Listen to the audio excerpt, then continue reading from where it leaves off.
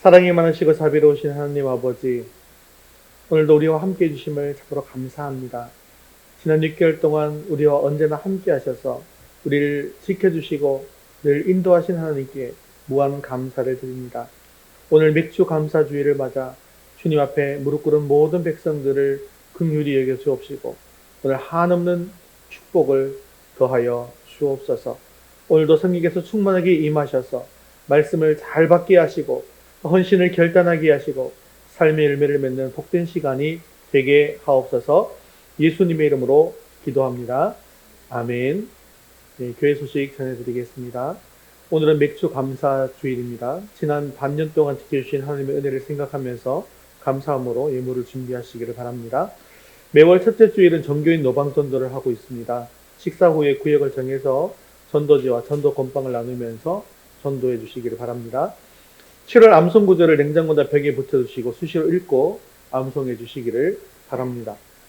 예, 드라마 바이블 성경 읽기가 이제 절반이 지나가고 있습니다. 예, 이제 다시 또 절반 남았는데요. 101회부터 104회분입니다. 성경을 읽으시고 또 기도하는 시간, 경건의 시간을 가질 수 있기를 바랍니다. 7월 생명의 말씀 함께 읽겠습니다. 하나님을 의뢰함, 유혹에서 도우심. 시편 119편 9절 11절 말씀. 청년이 무엇으로 그의 행실을 깨끗하게 하리이까? 주의 말씀만 지킬 따름이니이다. 내가 주께 범죄하지 아니하려 하여 주의 말씀을 내 마음에 두었나이다. 시편 119편 9절 11절 말씀. 아멘. 이제 우리의 시선을 하나님께로 올려드리겠습니다. 사도신경 하시겠습니다. 전능하사 천지를 만드신 하나님 아버지를 내가 믿사오며 그 외아들 우리 주 예수 그리스도를 믿사오니 이는 성령으로 잉태하사 동정녀 마리아에게 나시고 본디오 빌라도에게 고난을 받으사 십자가에 못 박혀 죽으시고 장사한 지 사흘 만에 죽은 자 가운데서 다시 살아나시며 하늘에 오르사 전능하신 하나님 우편에 앉아 계시다가 저리로서 산 자와 죽은 자를 심판하러 오시리라. 성령을 믿사오며 거룩한 공예와 성도가 서로 교통하는 것과 죄를 사하여 주시는 것과 몸이 다시 사는 것과 영원히 사는 것을 믿사옵나이다. 아멘. 오늘도 우리 찬양과 인정을 받으실 하나님께 주기도문 하시면서 찬양의 자리로 나가겠습니다.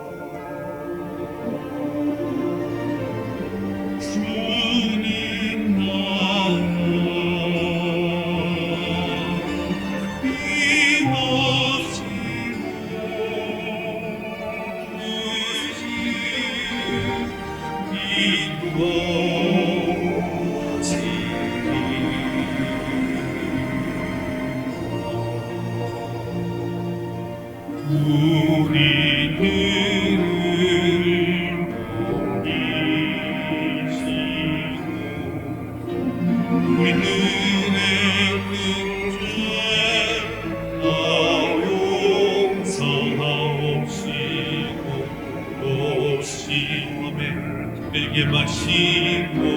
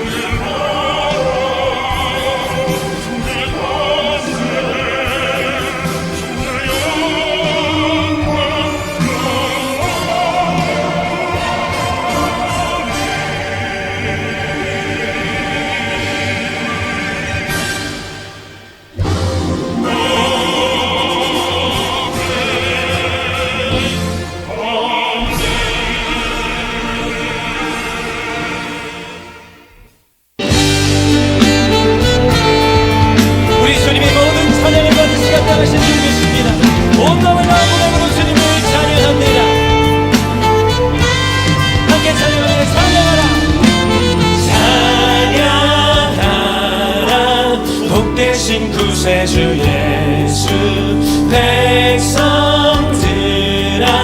사랑을 전하세 경배하라 하늘의 천군과 천사 주님 앞에 영광을 돌리세 목자같이 우리를 지키시고 종일 품에 늘 안아주시니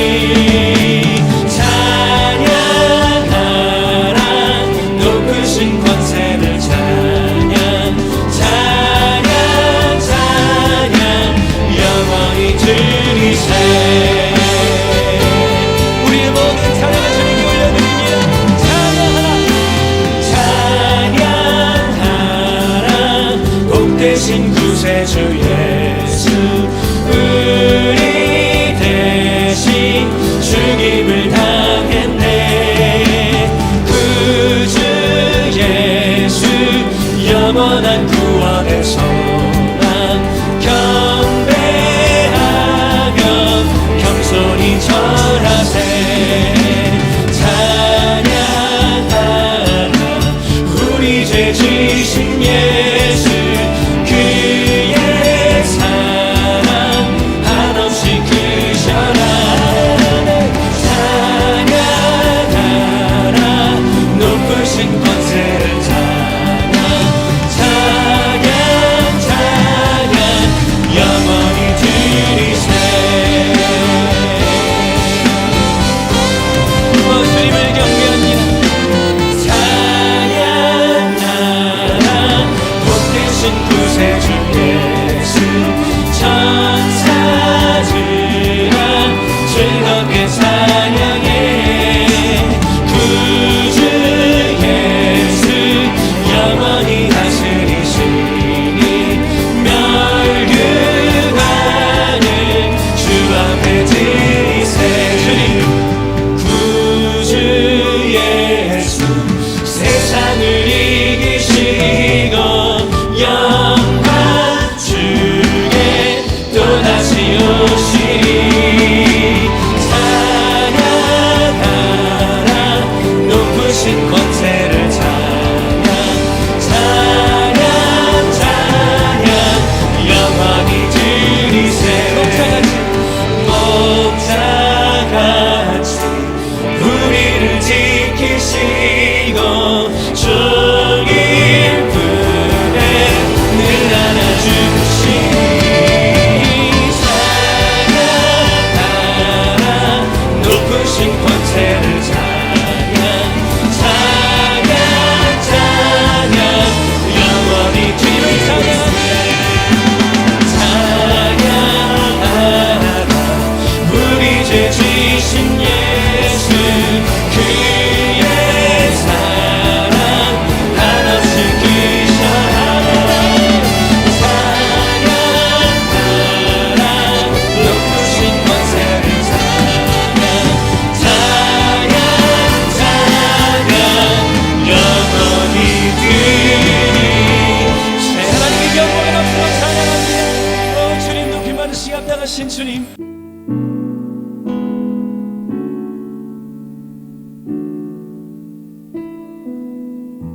선택하신 나의 주 하나님은 능치 못하실 일 전혀 없네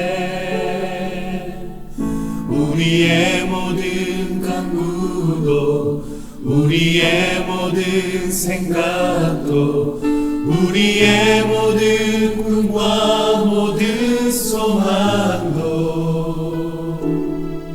신실하신 나의 주 하나님은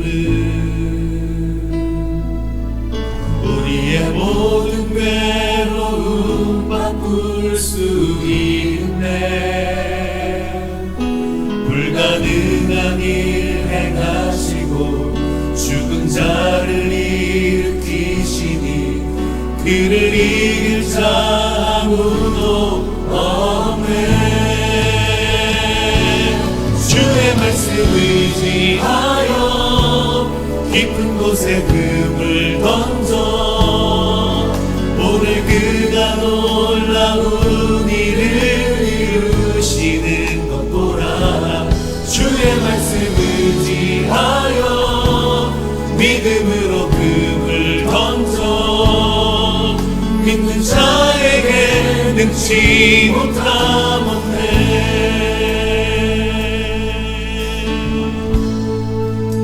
전능하신 나의 주, 전능하신 나의 주 하나님은 능지 못하실 일 전혀 없네. 우리의 모든 간구도 우리의 모든 생각도 우리의 모든 꿈과 모든 소망도 신실하신 나의 주님, 신실하신 나의 주 하나님은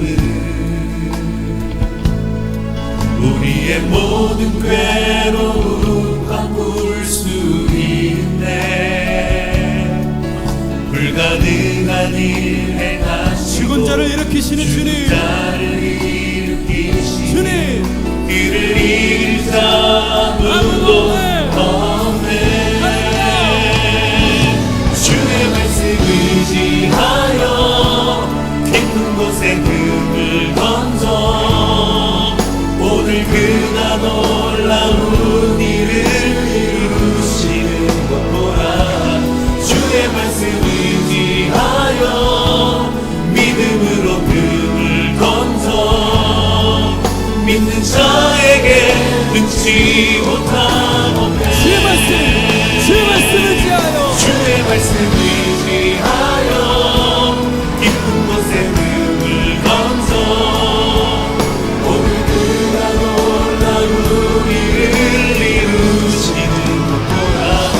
주의 말씀 의지하여 믿음으로 금을 던져 믿는 자에게 능치 못함 없네. 주의 말씀 의지하여 주의 말씀 의지하여 깊은 곳에 금을 던져 오늘 그가 놀라운 일을 이루시는 것 보라. 주의 말씀 의지하여 믿음으로 금을 던져 믿는 자에게 능치 못함 없네. 믿는 자에게 능치 못함 없네. 믿는 자에게 능치 못함 없네. 믿는 자에게 능치 못함 없네. 믿는 자에게 능치 못함 없네. 믿는 나에게 능치 못함 없네. 믿는 자에게 능치 못함 없네. 우리 시간 예배를 위해서 함께 기도하겠습니다. 오늘 우리 예배 가운데 성령께서 충만하게 임하여 주셔서 우리 예배를 기뻐 받아 주옵소서.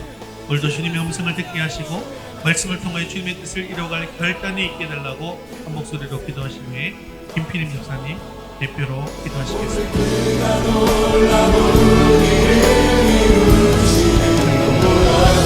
주의 말씀 의지하여 믿음으로 금을 던져 믿는 자에게 능치 못함 없네. 믿는 자에게 능치 못함 없네. 믿는 자에게 능치 못함 없네. 믿는 자에게 능치 못함 없네. 믿는 자에게 능치 못함 없네. 믿는 나에게 능치 못함 없네. 믿는 자에게 능치 못함. 죽을 수밖에 없는 우리를 사랑으로 불러주시고 자녀 삼아주신 아버지 하나님의 완전하신 사랑에 감사와 찬양을 올려드립니다. 그럼에도 여전히 우리의 몸과 마음은 세상에 더 가까이 있었음을 고백합니다. 불쌍히 여기시고 긍휼과 은혜를 베푸시어 용서하여 주옵소서. 세상이 주는 것보다 더 귀한 참 소망을 바라며 주의 말씀과 성령의 힘으로 우리의 심령을 채우시고 강건하게 하시고 결단이 있게 하시고 삶 속에 열매가 있게 하옵소서. 아버지 하나님 신용통 지역에 세우신 위도스 교회를 기억하시사 사랑하시고 은혜를 베푸시어 예수님을 알지 못하는 사람들에게 구원의 방주가 되게 하시고 예수님의 사랑을 전하는 아름다운 교회가 되게 하옵소서. 담임 목사님 사역 위에 함께 하시사 성령 충만하게 하시어 전하시는 말씀에 능력의 말씀을 풍성히 부어주셔서 복음의 비밀을 담대히 전하게 하시고 피곤치 않게 하시고 강건하게 하옵소서. 우리의 모든 것을 아시는 주님, 성도들의 가정 위에 함께 하셔서 주의 은혜로 도우시고 평안하게 하옵소서. 아버지 하나님, 우리 자녀들에게 지혜와 명철을 주셔서 하나님 나라와 세상에 필요한 인재가 되어 하나님께 영광 돌리며 믿지 않는 자들에게 그리스도인으로 본이 되고 어두운 세상에 빛이 되게 하옵소서. 주를 떠나 있는 자녀들을 긍휼히 여기시사 그들의 마음과 발길을 주께로 돌이키게 하옵시고 주님을 만나는 기쁨을 누리게 하옵소서. 이 시간 예배가 주님께 드리는 온전한 예배가 되게 하옵소서. 완전하신 사랑으로 우리의 생명과 길이 되신 예수님 이름으로 기도드립니다. 아멘. 오늘 하나님 말씀은 레위기 23장 9절에서 21절까지 말씀입니다. 레위기 23장 9절에서 21절까지 말씀, 구약 182면에 있습니다. 오늘 말씀이 좀 길어서요. 저와 먼저 읽고 여러분 읽고 교독해서 읽도록 하겠습니다. 제가 먼저 읽겠습니다.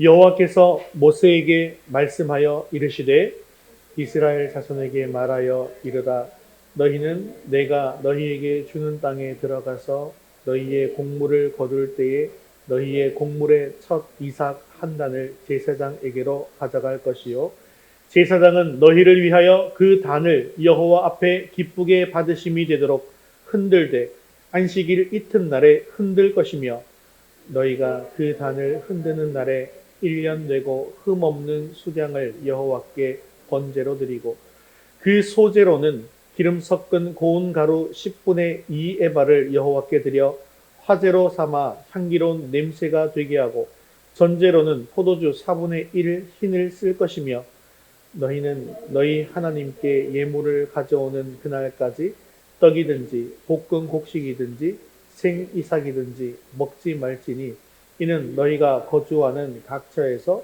대대로 지킬 영원한 규례니라.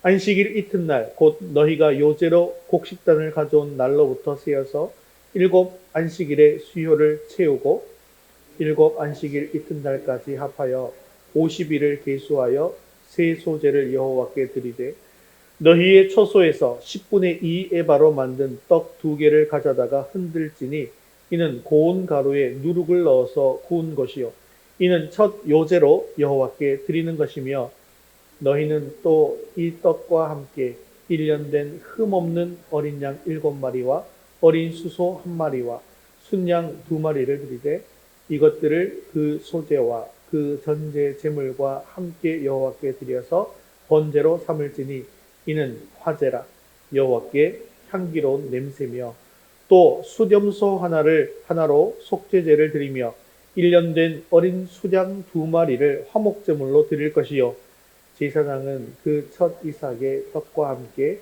그 2마리 어린 양을 여호와 앞에 흔들어서 요제를 삼을 것이요 이것들은 여호와께 드리는 성물이니 제사장에게 돌릴 것이며 함께 읽겠습니다.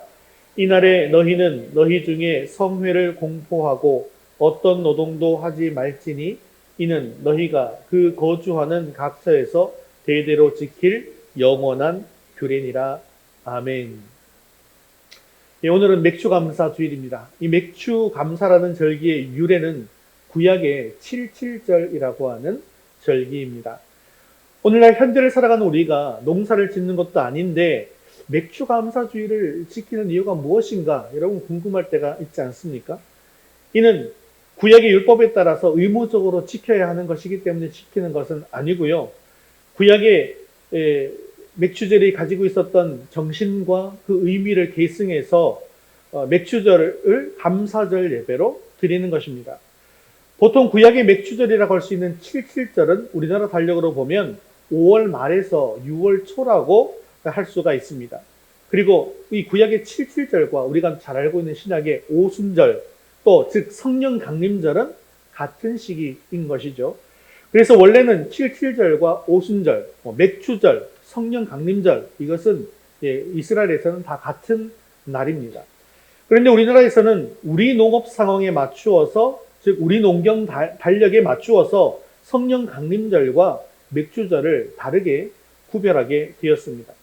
그래서 보리를 수확하고 추수를 끝마치는 7월 첫째 주를 맥주감사주일로 정해서 지키게 된 것입니다. 그래서 사실 우리나라에서는 이 맥주감사주일을 지킬 때 오순절 성령 강림에 대한 그 의미가 강하다기보다는 보리를 수확하는 기쁨에 대한 감사의 의미가 더 강하게 내포되어져 있다고 볼 수 있습니다. 그리고 한국의 초대교회 당시에 우리나라가 농경사회였죠. 그리고 주식은 쌀이 아니었고 보리였습니다. 그렇기 때문에 이 맥주감사주일의 이 감사절의 의미는 더더욱 컸다고 볼 수가 있습니다. 그러므로 7월 첫째 주에 맥주감사주일을 드리는 것은 구약의 7일절이나 신약의 오순절의 날짜와는 상관이 없이 성경에 나온 절기의 정신을 우리나라의 환경에 또 상황에 맞추어서 드리는 것으로 볼 수가 있는 것이죠. 그러나 지금은 세월이 많이 지났고 또한 지금은 농경사회가 아닙니다. 이러한 시기를 살고 있는 우리들은 과거처럼 보리를 추수하는 것에 대한 감사의 의미로 이 감사절을 드리고 있지는 않죠. 그렇다면 우리는 오늘날 어떤 의미에서 이 맥주 감사주의를 드려야 하는 것일까요?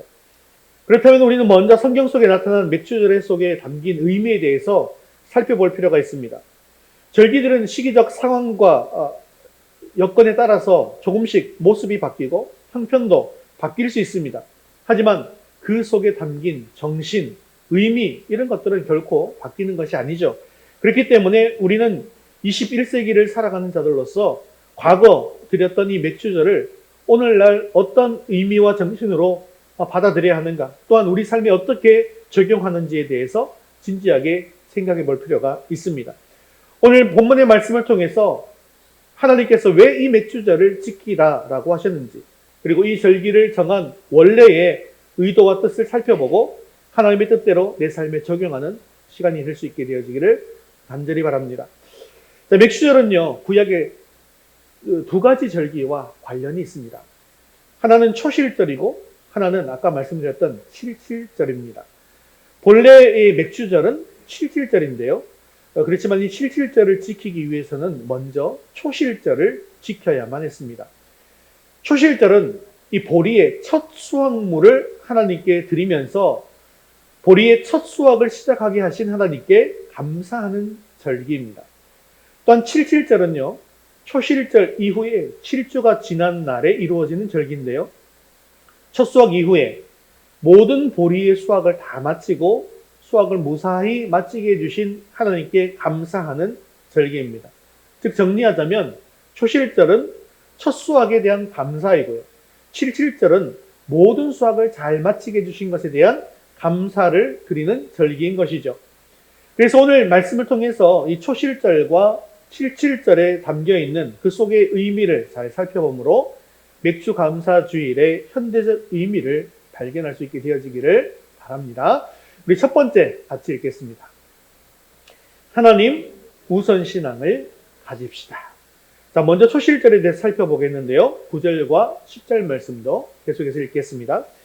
여호와께서 모세에게 말씀하여 이르시되 이스라엘 자손에게 말하여 이르라. 너희는 내가 너희에게 주는 땅에 들어가서 너희의 곡물을 거둘 때에 너희의 곡물 첫 이삭 한 단을 제사장에게로 가져갈 것이요. 아멘. 자, 여기 보면 첫 이삭 한 단을 제사장에게 가져가라고 말씀합니다. 처음으로 수확을 시작할 때 처음으로 곡식을 벤 그 단을 가지고 오라는 것입니다. 왜 하나님께서는 첫 번째 것을 가지고 오라고 말씀하신 것일까요? 사실은요, 첫 번째 것은 가장 귀하고 소중한 것을 의미합니다. 그리고 이 처음 것은 전체를 대표하는, 그것을 상징하는 것으로서 이것을 하나님께 드리는 것은 이 위에 모든 곡물까지도 다 하나님께 드리는 것을 상징하는 것입니다. 그래서 처음 것을 하나님께 가지고 오라는 것은 나의 가장 소중하고 가장 귀중한 것을 하나님께 드리는 것이고, 또한 이 모든 것이 하나님의 것입니다 라는 것을 고백하는 믿음의 행위가 되는 것이죠. 사실 하나님께서는 우리의 모든 것을 취하기에 합당하신 분이십니다. 왜냐하면 하나님께서는 모든 것의 근원이 되시기 때문이죠. 그리고 사실 이 세상에 존재하는 모든 것은 하나님의 은혜로 되지 않은 것이 하나도 없습니다. 따라서 우리는 하나님께서 내가 가진 모든 것들을 다 취해서 가신다고 할지라도 우리는 불평할 수가 없습니다. 심지어 우리 자신까지도 하나님께서 드려라 말씀하시면 우리 자신도 마땅히 드려야 하는 것이죠. 하지만 하나님께서는 그것이 마땅함에도 불구하고 이 모든 것을 다 나에게 바쳐라 이렇게 말씀하시지 않았습니다. 하나님께서는 모든 것을 다 우리에게 필요한 만큼 다 주시되 오직 하나님께서 모든 것의 근원이 되시며 하나님이 그것이 하나님의 은혜와 섭리로 되어진 것이다 라는 것을 고백할 수 있도록 오직 처음 것만 요구하신 것입니다. 그러한 이유로 성경 곳곳에는 처음 것은 다 내 것이다 라고 하신 하나님의 말씀이 곳곳에 기록되어져 있습니다. 따라서 우리는 하나님께 모든 처음 것을 드림으로 말미암아 우리의 모든 소유의 근본이, 우리 모든 소유의 근원이 하나님이시다 라는 것을 고백하고, 또한 그것이 우리 하나님께서 우리에게 은혜로 허락하신 것이다 라는 것을 고백해야 한다는 것이죠. 그럴 때 하나님께서는 우리에게 더 큰 은혜와 복을 베푸셔서 더 많은 열매를 맺게 해주신다는 것입니다. 그러나 만일 우리가 처음 것을 내 것인 양 고집하면서 하나님께 드리지 않는다고 한다면 하나님께서는 우리가 가진 모든 것을 거두어가심으로 말미암아 이 소유는 네 것이 아니야 내 것이야 라고 말씀하실 수도 있다는 사실을 여러분 기억하셔야 합니다. 초실절에 이런 의미를 생각해 볼 때 저는 청년 사역을 할 때 늘 우리 청년들에게 한 이야기가 있습니다. 회사에 취직해서 첫 번째 월급을 받으면 부모님 네일을 먼저 사지 말고 목사님 말씀을 잘 전달해 드리고 부모님께 이 첫 번째 것은 하나님의 것이기 때문에 하나님께 드릴게요. 그리고 내 두 번째 월급 때 부모님 선물 사드릴게요. 괜찮으시죠? 이렇게 꼭 물어보고 그렇게 하라고 시킨 적이 있습니다. 그렇게 또 가르쳤고요. 그래서 많은 청년들이 그렇게 실제로 했습니다. 했더니 나중에 와서 지금도 10여 년이 지난 이후에 지금도 제가 개척하고 난 뒤에 찾아온 청년들이 있거든요. 그 청년들이 찾아와서 하는 얘기가 있어요. 목사님, 그때 제가 첫 월급을 하나님께 드렸는데요. 그게 지금까지도 너무나 은혜가 되고 너무 감동이 돼요. 내가 지금 하나님 은혜로 살고 있다는 게 너무나 잘 내가 체험하고 살고 있어요. 라고 고백하는 청년들로 만나게 되었습니다. 그런데 물론 이것은 구약의 율법 그대로 지금 우리가 행하자 뭐 이런 의미로 제가 권면하고 있는 것이 아닙니다. 내 소득의 첫 것을 드리는 것은 나의 소중하고 가장 귀한 것을 하나님께 드리는 믿음의 행위인 것이고 하나님께서 그것을 받으시고 얼마나 기뻐하시겠습니까? 물론 첫 소득만이 하나님의 것이 아니죠. 내가 가지고 있는 모든 것이 다 하나님의 것입니다. 그렇기 때문에 사실 11조의 원리도 이것과 같습니다. 11조가 하나님의 것이기 때문에 10의 1조만 구별해서 하나님께 드리는 것이 아니에요. 10의 1조는요, 지금 우리 첫 그 곡식을 드리는 것처럼 전체를 대표해서 하나님께 드리는 것입니다. 즉, 반대로 생각하면 나의 모든 것을 하나님께 다 드렸는데 하나님께서 10의 9조를 나에게 은혜로 주시는 것입니다. 내려주시는 것이죠. 그렇게 생각해 보면 내가 10의 1조를 많이 드리면 드릴수록 하나님께서 나에게 10의 9조를 더 많이 주시는 거예요. 더 풍성한 은혜가 우리에게 있게 해주시더라는 것입니다. 그러니 내가 하나님께 드리는 봉헌이 아까운 것이 아니라 오히려 내가 받는 것이기 때문에 더 큰 기쁨이 될 수 있다는 것입니다. 11조뿐만 아니라 우리가 드리는 모든 헌금이 다 같은 원리로 하나님께 드리는 것입니다. 즉 우리가 하나님 앞에 예배를 드리고 헌신을 하고 헌금을 드리는 모든 믿음의 행위 그 속에 우리의 전부를 하나님께 올려드린다고 하는 우리의 믿음의 고백이 포함되어져 있더라는 것이죠. 그렇습니다. 첫 이삭을 하나님께 바치는 것은 모든 것을 창조하시고 또 수확을 허락하신 하나님의 은혜를 입은 자로서 하나님의 주권을 인정하는 믿음과 신앙의 행위라는 것이죠. 나의 주인 되신 하나님께서 나의 모든 것을 주관해 주셔서 이렇게 첫 수확의 기쁨을 얻을 수 있도록 인도해 주셨다라는 사실을 인정하고 찬양하며 감사하며 예배하는, 그것이 바로 초실절의 진정한 의미가 되는 것입니다. 또한 첫 이삭을 하나님께 바치는 것은 자신의 모든 소유가 하나님으로부터 왔기에 나의 모든 소유를 이제는 하나님의 뜻대로 사용할 것을 믿음으로 고백하는 행위가 되는 것입니다. 첫 이삭만 하나님의 것이 아니라 모든 것이 다 하나님의 것이니 나에게 주어진 모든 것을 하나님의 뜻대로 사용하겠다라고 하는 의미가 그 속에 또 담겨져 있는 것입니다. 성도들이 가진 소유물은 모두 하나님께로부터 받은 것이니 나는 하나님의 것을 잠시 맡아서 보관하면서 관리하는, 이게 무엇이라고 합니까? 이것을 청지기. 우리는 청지기라는 것이죠. 하나님의 소유를 맡은 청지기라는 것입니다. 물질뿐만 아닙니다. 우리 성도들의 몸도, 시간도, 또한 마음도, 우리의 정성도 모든 것이 하나님의 것이기에 하나님을 기쁘시게 하는 일에 사용하는 저와 여러분 되시기를 주님의 이름으로 축원합니다. 11절부터 13절까지는 이 초실절 제사를 어떻게 드리는가에 대한 방법이 나와 있는데요. 자, 첫 이삭이 나왔다라고 하는 것은 씨를 뿌리고 싹이 나서 또 싹이 자라서 또 잎이 자라고 그러고 난 이후에 열매를 맺게 되었다는 것을 의미하는 것이죠. 그런데 가만히 생각해 보면 씨를 뿌린 이후에 여기까지 오는 동안 거저되어진 것이 사실 아무것도 없더라는 것입니다. 이 모든 과정 가운데 즉 씨가 썩어서 싹이 나고 그리고 싹이 자라서 줄기가 자라고 잎이 자라고 그리고 열매를 맺게까지 얼마나 많은 시간이 들고 인내가 필요하고 또한 자연 여건이 필요하겠습니까? 비도 알맞게 내려야 합니다. 햇빛도 알맞게 내리쬐야 합니다. 그리고 또한 열매가 맺힐 때는 병충해도 오지 않아야 합니다. 그 당시에는 메뚜기 떼가 와서 다 먹어버리는 경우가 너무나 많았거든요.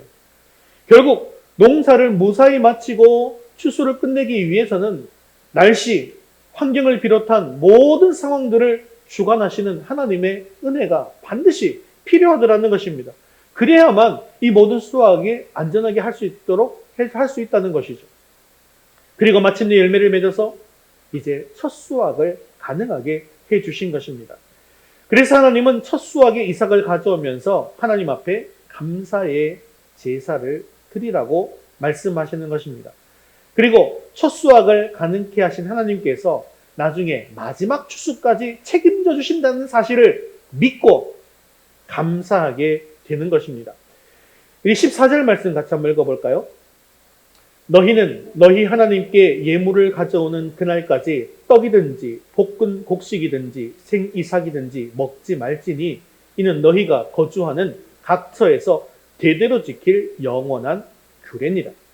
이스라엘 백성들은 이 초실절 절기를 지키기 전까지는 아무리 자신이 거두어들인 곡식이라 할지라도 절대로 먼저 먹어서는 안 되었습니다. 왜냐하면 하나님께 첫 이삭을 드리지 않고 수확한 곡물을 먹는다라고 하는 것은 결국 무엇을 뜻하는 것일까요? 하나님 것을 드리지 않고 내가 취했기 때문에 이게 뭘 뜻하는 거예요? 이거 내 거다라는 거예요. 하나님의 것이 아니라 내 것이다라는 것을 얘기하게 되는 것이죠.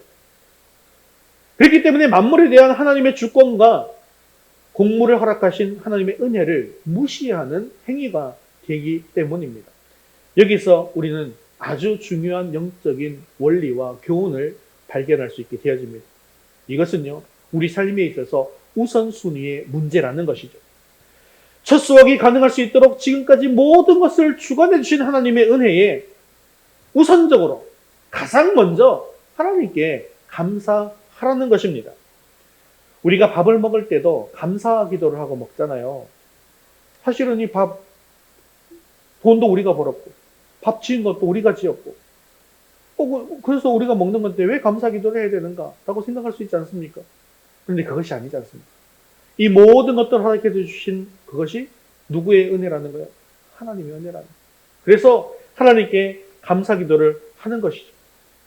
우리는 흔히 자신이 얻은 소득은 자신의 시간과 노력과 몸을 들여서 얻은 것으로 생각하기 쉽습니다. 하지만 우리가 비록 내가 노력하고 시간과 몸을 바쳐서 얻은 소득이다 할지라도 결국 이것은 모든 것이 하나님께서 우리에게 건강을 주시고 힘을 주시고 능력을 주셨기 때문에 가능한 것 아니었습니까? 그러므로 내가 가지고 있다고 해서 이 모든 것이 내 것이 아니라 이 모든 것은 근본적으로 하나님의 것입니다.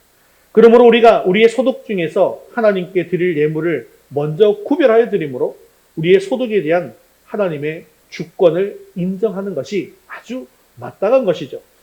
이처럼 나에게 주신 모든 것이 하나님의 것이라는 믿음과 수확할 수 있게 해주신 하나님의 은혜를 먼저 기억하라는 것입니다. 이것은 결국 우리 삶의 최우선순위는 하나님이시여야 한다는 것을 말씀하고 있습니다. 즉 하나님이 우리의 주인이시고 우리는 그분의 청직이라는 사실을 결코 잊지 말라는 것입니다. 그렇게 할 때 첫 수확을 가능하게 하신 하나님께서 마지막 추수까지도 끝까지 책임져 주실 것입니다. 이러한 믿음의 원리를 깨달으시고 하나님 우선 신앙을 가지시고 늘 감사함으로 하나님 앞에서 청지기의 삶을 살아가는 저와 여러분 되시기를 주님의 이름으로 축원합니다. 두 번째 같이 읽겠습니다. 지금까지 인도하셨고 앞으로도 인도하실 하나님께 감사합시다. 15절부터 21절까지는 77절에 대한 규례의 말씀이 기록되어 있습니다. 77절은 맥추절 혹은 오순절이라고 부르기도 하는 절기라고 말씀드렸죠. 우리 15절과 16절을 먼저 읽겠습니다. 안식일 이튿날 곧 너희가 요제로 곡식단을 가져온 날로부터 세어서 7 안식일의 수요를 채우고 7 안식일 이튿날까지 합하여 50일을 계수하여 새 소제를 여호와께 드리되 아멘. 자, 이 말씀은 초실절로부터 7번 안식일이 지난 다음 날에 77절의 절기로 지키라는 것입니다. 그러므로 초실절과 77절 사이에는 49일이라고 하는 시간적 간격이 있습니다. 이 기간 동안 이제 무슨 일이 벌어지냐면 첫 수확을 거두고 난 뒤에 이 49일 동안 어떻게 해요? 마지막 수확까지 다 이루어지는 것이죠. 이스라엘 백성들은 농사를 두 번 짓습니다. 첫 번째는 보리와 밀의 곡식 농사이고요. 두 번째는 포도나무와 감람나무의 과일 농사입니다. 77절에는 이제 이 보리 농사가 끝마쳐지는 거예요. 그 뒤에 또 감사절이 한 번 더 있죠. 우리나라도 감사절이 또 있잖아요. 뭐죠?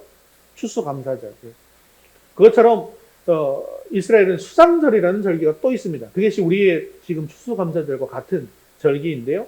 그러면 이 수장절에는 무슨 농사를 끝마치게 된다면 과일 농사가 끝나게 되는 것입니다. 즉 보리의 수확과 추수를 끝마치고 무사히 농사를 끝낼 수 있도록 모든 것을 주신 하나님께 감사하는 절기가 바로 77절이라는 것입니다. 보리는 이스라엘 백성들의 주식이었습니다. 보리를 수확하고 타작마당에서 보리를 타작하면서 자신들이 1년 동안 먹고 살아갈 곡식을 무사히 추수하게 해주신 하나님, 또 지금까지 지켜주시고 인도하신 하나님께 감사하는 날이 바로 77절이었던 것이죠. 77절도 초실절과 마찬가지로 수확물의 일부를 가지고 와서 바치고 감사의 제사를 지내게 되는데요. 이 신약에서는 77절과 오순절의 성령의 강림이 연결되어 있다고 말씀을 드렸죠. 이스라엘 백성들이 보리를 수확하고 감사의 절기를 지닌 시기와 이 성령 강림의 시기가 같다라고 하는 것은 하나님의 인도하심에 대한 영적인 상징적 의미가 내포되어져 있습니다. 77절은 지금까지 하나님의 백성들을 인도하여 주신 은혜에 대한 감사라는 절기라고 했죠. 그리고 한 발 더 나아가서 지금까지 인도하신 하나님께서 앞으로도 영원토록 우리들을 인도해 주실 것을 믿고 감사하는 절기입니다. 즉 77절은 보리 수확이 끝나는 시기라고 말씀드렸잖아요. 하지만 동시에 또 새로운 밀 수확이 시작되는 시기이기도 하다는 것이죠. 보리 수확은 끝났지만 이제 밀을 추수해야 될 시기이기 때문에 보리 농사를 잘 마치게 해주신 하나님께서 앞으로 이 밀 농사까지도 잘 책임져 주시는 것을 먼저 믿음으로 감사하는 절기가 77절이라는 것입니다. 그렇기 때문에 77절과 오순절 성령 강림의 사건이 이어진 것도 사실 같은 의미로 되어진 것입니다. 이게 구약의 절기와 신약의 절기가 이렇게 다 연결되어 있습니다. 연결되어 있어요. 그러니까 우리가 지난번에 배웠던 6월절 같은 경우에도 6월절은 신약에 무엇을 상징합니까? 예수님이 십자가에 달려서 죽으심으로 6월절 제물이 되신 것을 상징하는 것이잖아요. 사실 초실절도 아무런 의미가 없는 것이 예수님과 연결되는 의미가 없는 게 아니에요. 초실절도 의미가 있습니다. 어떤 의미가 있다고 하냐면 첫 번째 열매잖아요. 첫 번째 열매를 하나님께 드린 것이고 그 위에 모든 것들을 하나님께서 다 책임져 주시는 것이잖아요. 그런데 부활의 첫 열매가 되신 분이 누구십니까? 예수님이잖아요. 부활의 첫 열매로 예수님을 하나님께 드렸잖아요. 그러면 그 뒤에 열매들, 그것이 누구입니까? 바로 우리들입니다. 그 뒤에 열매들까지도 다 책임져 주신다는 거예요. 그것이 또 초실절에는 영적인 그런 의미가 있는 것이거든요. 그러니 지금 이 7절과 성령 강림절도 연결이 되어 오순절도 연결이 되어져 있다는 것을 이야기하는 것입니다. 즉 이 성령의 역사가 뭐냐? 지금까지 인도해 주신 하나님께서 앞으로는 누구를 통해서 함께 영원토록 함께 하시겠다? 성령을 통해서 너희와 함께 하시겠다. 그리고 너희를 인도해 주겠다라는 사실을 깨닫게 하시고자 77절과 오순절을 연결시켜 주신 것입니다. 또한 77절이 지난 후에는 묵은 곡식이 아니라 이제는 새로운 곡식을 먹게 되어지는데요. 새로운 곡식을 먹는 오순절에 새 영이신 성령께서 강림하심으로 말미암아 교회와 성도들을 새롭게 하신다라고 하는 그런 의미도 담겨져 있는 것이죠. 그렇습니다. 이처럼 초실절과 77절, 오순절뿐만 아니라 모든 절기를 하나님께서 우리에게 주신 이유는 지금까지 인도하신 하나님께 감사하고 앞으로도 변함없이 인도하시는 하나님의 은혜에 감사하라는 것입니다. 이스라엘 백성들에게 있어서 가장 큰 절기는 유월절과 무교절입니다. 유월절과 무교절은요, 구원의 은혜에 대한 감사의 의미가 큰 것이죠. 하지만 초실절과 77절은 하나님께서 구원하신 당신의 백성들을 인도해 주시고 끝까지 책임져 주시는 것에 대한 감사의 의미가 더 강한 것입니다. 하나님은 백성들을 구원만 하시고 방임하시는 그런 매정한 하나님이 아니라 끝까지 책임져 주시고 구원한 백성들의 삶을 인도해 주시는 하나님이시라는 것이죠. 초실절과 77절처럼 지금까지 하나님의 백성들을 인도하신 하나님의 은혜에 대한 감사를 드리는 절기인 것입니다. 그리고 앞으로도 계속해서 영원토록 하나님의 백성들을 책임지시고 인도하실 것을 믿음으로 감사의 예배를 올리는 그런 절기인 것을 기억하시고 늘 지금까지 인도해 주신 하나님 또 앞으로 영원토록 인도하실 하나님에 대한 감사가 풍성한 그런 감사주일 될 수 있기를 주님의 이름으로 축원합니다. 세 번째 같이 읽겠습니다. 풍성하신 은혜에 풍성하게 감사합시다. 그런데 이 77절 규례에서 우리가 특별하게 주목할 사항이 있습니다. 우리 17절 말씀 같이 읽겠습니다. 너희의 처소에서 10분의 2 에바로 만든 떡 2개를 가져다가 흔들지니 이는 고운 가루에 누룩을 넣어서 구운 것이요 이는 첫 요제로 여호와께 드리는 것이며. 자, 77절에는요 특이하게도 누룩을 넣어서 만든 떡 2개를 하나님께 드렸다고 하는 것입니다. 그런데 이게 왜 제가 특이하다고 말씀드리냐면 제사법에서 이 누룩을 넣는다는 것은 참으로 이례적인 것이기 때문입니다. 왜냐하면 누룩은 무엇을 상징합니까? 부패를 상징하잖아요. 즉 누룩은 죄악을 상징하는 것이기 때문에 일반적으로는 하나님께 드리는 제물로 사용하는 것은 금지가 되어 있었습니다. 그럼에도 불구하고 하나님께서 이처럼 오순절에는 또 이렇게 77절에는 누룩이 된 유교병을 제물로 드리도록 하신 이유가 어디에 있을까요? 거기에는 중요한 목적이 있습니다. 그것은 하나님께서 이스라엘 백성들에게 베풀어 주신 풍성하신 은혜에 합당하게 풍성한 감사를 드리도록 하기 위함이었다는 것입니다. 누룩은 음식을 발효시키고 부풀리는 특성 때문에 성경에서 사람을 부패하게 하고 그것을 접촉하는 사람들마다 오염시키는 죄를 상징합니다. 하지만 한편으로는 풍성함을 상징하는 것이죠. 누룩을 넣지 않는 빵은 이렇게 납작한 빵이지만 누룩을 넣으면 어떻게 됩니까? 빵이 풍성하게 부풀어 오르게 되어지는 것이죠. 그래서 이 칠칠절은 초실절 때부터 거두어들이기 시작한 보리의 수확이 끝나고, 그래서 보리가 풍성하게 많이 있습니다. 또한 밀을 수확하는 시기에 드리는 절기지 않습니까? 그렇기 때문에 그 어느 때보다도 풍성함을, 하나님의 은혜를 풍성함을 느낄 수 있는 그런 시기라는 것입니다.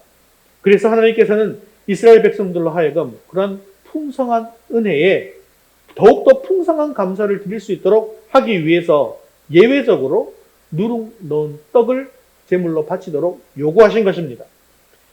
이는 칠칠절에 드려야 할 제물의 양이 초실절에 드려야 할 제물의 양보다 월등히 많았다는 사실로도 확인할 수 있습니다. 즉 초실절에는 수양 한 마리만을 번제로 드렸습니다. 하지만 칠칠절에는 어린 양 7과 수소 하나를 드려야 했고, 그리고 수양 둘도 번제로 드려야 했습니다. 게다가 속죄제로 수염소 하나로 드려야 했고, 화목제로는 1년 된 수양 둘을 드려야 했던 것입니다.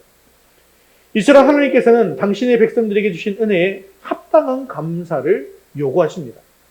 즉 주신 은혜가 크면 클수록 그에 대해서 더욱더 크게 감사할 것을 요구하시더라는 것입니다. 만약 하나님이 크신 은혜를 주셨음에도 불구하고 적게 감사한다라고 한다면 그는 하나님께 책망을 받을 뿐만 아니라 더 큰 은혜를 받을 수가 없게 되어지는 것이죠. 사랑하는 성도 여러분, 우리는 은혜가 더 크면 클수록, 은혜가 더해지면 더해질수록 더욱더 감사하는 사람이 될 수 있기를 바랍니다. 결코 욕심의 노예가 되어서 하나님의 은혜를 배반하지 마시고 오직 하나님의 은혜에 합당한 감사를 올려드리는 성도들 될 수 있기를 바랍니다. 그럴 때 하나님께서는 우리에게 더욱더 풍성한 은혜를 주셔서 우리로 하여금 하나님께 날마다 풍성한 감사를 드리게 해주실 줄로 믿습니다. 말씀을 맺겠습니다. 이스라엘 백성들이 노예로 있었던 애굽은요, 이 구약시대만 하더라도 이 나일강, 이 범람하고 막 이런 땅이었기 때문에 굉장히 비옥한 땅이었습니다. 그래서 나일강을 끼고 있는 모든 땅은 농사를 지으면 풍년을 받을 수 있는 그러한 땅이었던 것이죠. 그래서 사실 야곱이 가나안 땅에서 가뭄이 들었을 때 어디로 피신을 갑니까? 애굽으로 가잖아요. 애굽에서 이스라엘 백성들이 350년 살지 않습니까? 거기서 풍요롭게. 그죠? 그런데 이 비옥한 애굽 땅과는 반대로 가나안 땅은요, 산과 골짜기로 이루어져 있습니다. 그리고 농지라고 할지라도 황무한 땅들이 굉장히 많았습니다. 농사에 필요한 비도 1년에 2번밖에 오지 않습니다. 이렇게 조금밖에 내리지 않는 비이지만 농사를 짓는 동안에 때를 따라 적절하게 이 비가 내려주기만 한다면 성경에 보면 몇 배까지? 30배, 60배, 100배 결실을 맺을 수 있는 거예요. 즉 아무리 황무하다 할지라도 때를 따라 돕는 하나님의 은혜만 있다고 한다면 많은 결실을 맺을 수 있다는 것이죠. 애굽의 비옥한 고센 땅은 하나님의 은혜를 크게 구하지 않아도 인간적인 수단과 방법으로 살아갈 수 있었습니다. 그러나 광야나 가나안 땅은 하나님을 온전히 의지하지 않고는 결코 살아갈 수가 없는 땅입니다. 하나님을 의지하지 않고 하나님을 떠나면 그 땅이 어떻게 될까요?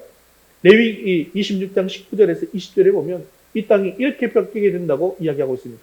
레위기 26장 19절 20절 함께 읽겠습니다. 내가 너희의 세력으로 말미암은 교만을 꺾고 너희의 하늘을 철과 같게 하며 너희 땅을 녹과 같게 하리니 너희의 수고가 헛될지라.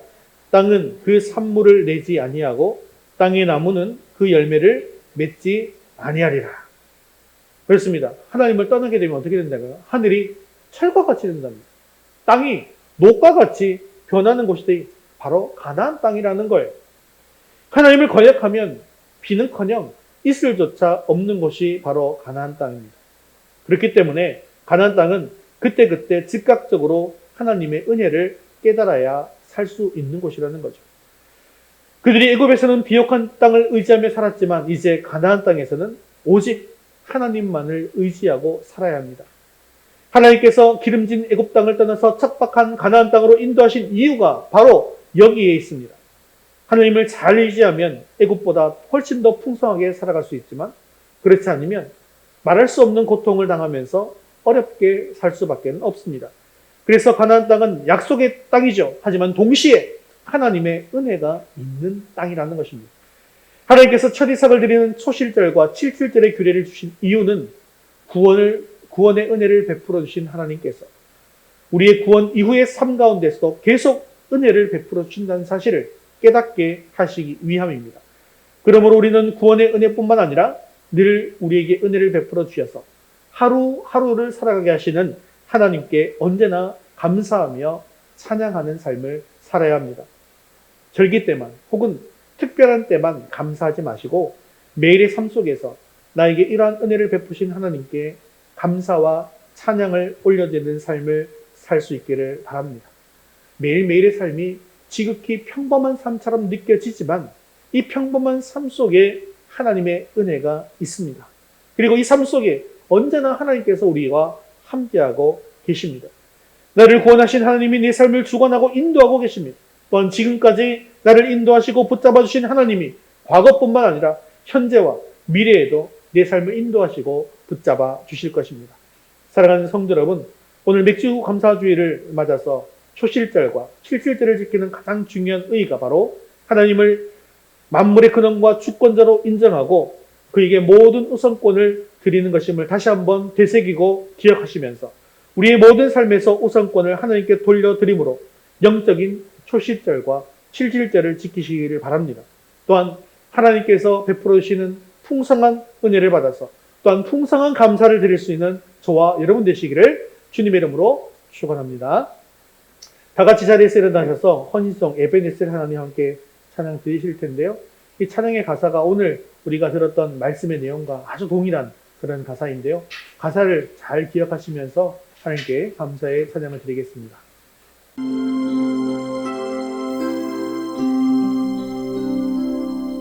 예배는 하나님을 만나는 것입니다. 여기까지 인도해 주신 하나님을 만나고 장래에도 인도해 주신 하나님을 만나는 것입니다. 이 에베네셀 하나님을 영으로 찬양합시다. 감사하신 하나님 에베네셀 하나님 살아계신 하나님 에베네셀 하나님 여기까지 인도하셨네 감사하신 하나님 여기까지 인도하셨네 감사하신 하나님 감사하신 하나님 에베네셀 하나님 살아계신 하나님 에베네셀 하나님 감사하신 하나님 에베네셀 하나님 살아계신 하나님 에베네셀 하나님 장래도 인도하시리 감사하신 하나님 장래도 인도하시리 살아계신 하나님 감사하신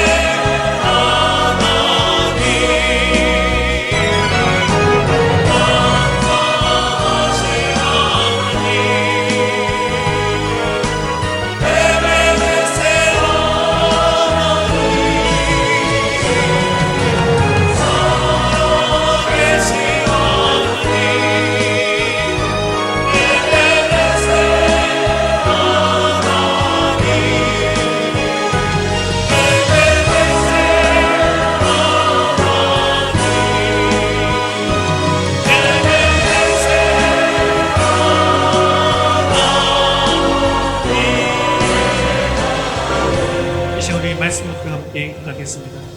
내가 가진 모든 것이 천지 만물의 왕이시며 주인이신 하나님께 주신 은혜임을 믿고 하나님의 것을 구별하여 드리며 하나님 우선 신앙을 가지게 하옵소서.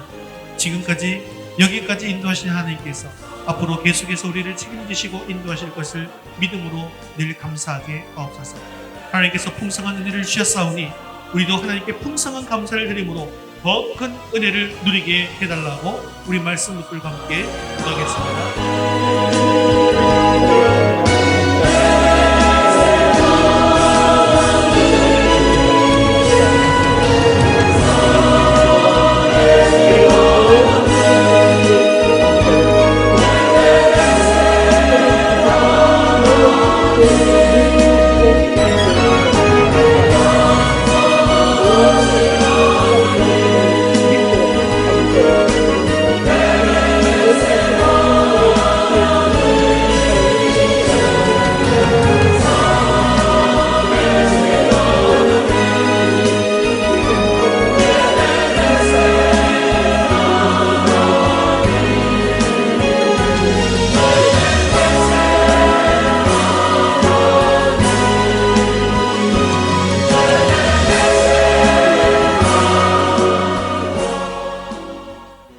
사랑과 은혜가 충만하신 자비로우신 하나님 아버지, 오늘 맥주 감사 주일 예배를 드리게 하심을 참으로 감사합니다. 주님은 우리 인생의 주인이시고 왕이십니다. 우리가 받은 모든 은혜를 감사를 드립니다. 지난 시간 코로나와 여러 가지 어려움으로 말미암아 힘든 일도 많이 있었지만 늘 우리를 지켜주시고 인도해 주심을 감사합니다. 오늘 맥주 감사 주일을 지키면서 모든 것이 하나님의 은혜로 되어졌음을 고백합니다. 우리에게 주어진 모든 것이 천지 만물의 왕이시며 주인이신 하나님께 주신 은혜임을 믿고 하나님의 것을 구별하여 드리는 삶이 되게 하여 주옵소서. 또한 하나님 나라의 청지기로서 나에게 주어진 모든 것을 사용하여 하나님의 일에 하나님을 기쁘시게 하는 일에 우리의 몸과 마음과 시간을 사용하게 하옵소서. 그렇게 우리 삶의 최우선순위가 하나님이 되는 값진 인생이 되게 하여 주옵소서. 지금까지 우리의 모든 인생길을 인도해 주신 하나님께 감사와 찬양과 영광을 올려드립니다. 우리를 너무나도 사랑하시는 하나님께서 앞으로의 삶에도 역사하셔서 우리를 책임지시고 인도하시며 더욱 풍성하게 채워질 것을 믿고 언제나 감사를 드리는 인생이 되게 하옵소서. 하나님께서 풍성한 은혜를 주셨사오니 우리도 하나님께 풍성한 감사를 드림으로 더 큰 은혜를 누리게 하옵소서. 오늘 전교인도 방전들을 하게 됩니다. 하나님께서 예비하신 만날 만한 사람들을 만나게 하시고 그리스도의 복음이 전해지는 복된 시간이 되게 하여 주옵소서. 길을 걸어갈 때에도 기도하며 나아갈 때 우리의 아름다운 발걸음이 닿는 곳마다 복음의 축복이 임하게 하시고 내가 만나는 사람마다 마음 문이 열려서 복음을 받아들이게 하시고 우리의 발걸음을 통해서 위더스 교회가 부흥되게 하여 주옵소서. 전도의 미련한 방법으로 복음을 전하는 모든 성도들에게 성령의 능력을 더하여 주옵소서. 사랑이 많으시고 자비로우신 하나님 아버지, 위더스 교회가 하나님 앞에서 살아가기를 원합니다. 아침에 눈을 뜨고 밤에 잠을 잘 때에도 하나님만을 바라보게 하옵소서. 주님의 말씀으로 생명의 양식을 먹게 하옵소서. 주님의 은혜가 아니고서는 하루도 살아갈 수 없음을 고백합니다. 이번 한 주간도 우리에게 살아갈 소망을 주시고 힘과 능력을 부어 주시옵소서. 아직까지도 주님 앞에 나오지 못한 백성들, 자녀들 불쌍히 여겨 주셔서 그 마음을 움직여 주시고 주님 앞으로 속히 나오는 은혜가 임하게 하여 주옵소서. 감사를 드리며 예수님 이름으로 기도드리옵나이다. 아멘. 이제는 우리 주 예수 그리스도의 은혜와 하나님 아버지의 크신 사랑하심과 성령님의 위로 교통하심이 모든 것이 하나님의 은혜로 되어진 것을 믿고 풍성한 감사를 드리기 원하는 사랑하는 성도들 위해 이제부터 영원까지 함께 있을지어다. 아멘.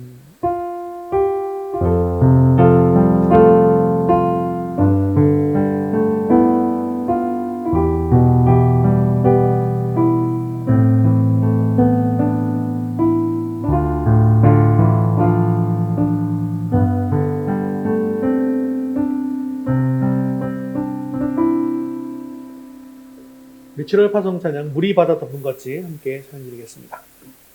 우리 하나님을 경배합니다. 함께 찬양하시겠습니다. 세상 모든 민족이 구원을 얻기까지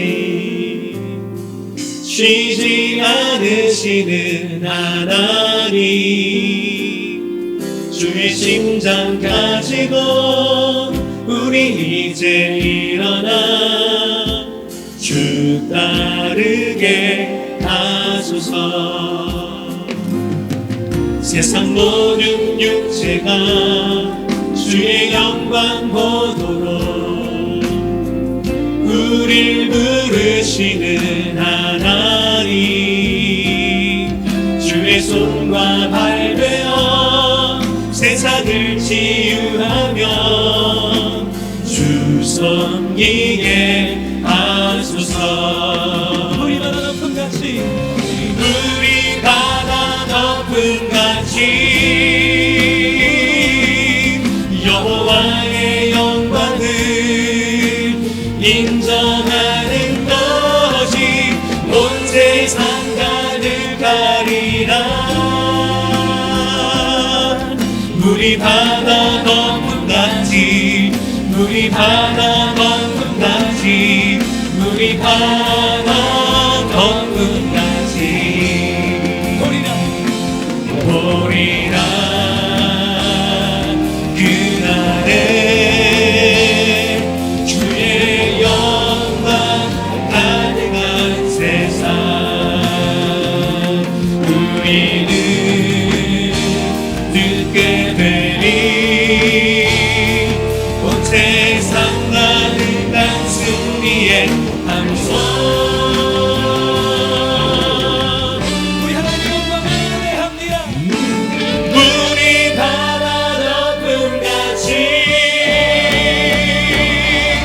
여호와의 영광을 인정하는 것이 온 세상 가득하리라. 우리 바다 덮은 같이, 우리 바다 덮은 같이, 우리 바다 덮은 같이, 우리 바다 덮은 같이, 우리 바다 덮은 같이, 우리 바다 덮은 같이. 하나님께 영광과 수고 찬양합니다. 할렐루야. 하나님께 영광의 박수 올리겠습니다. 하나님 감사합니다. 믿음으로 승리하는 주 되시길 바랍니다.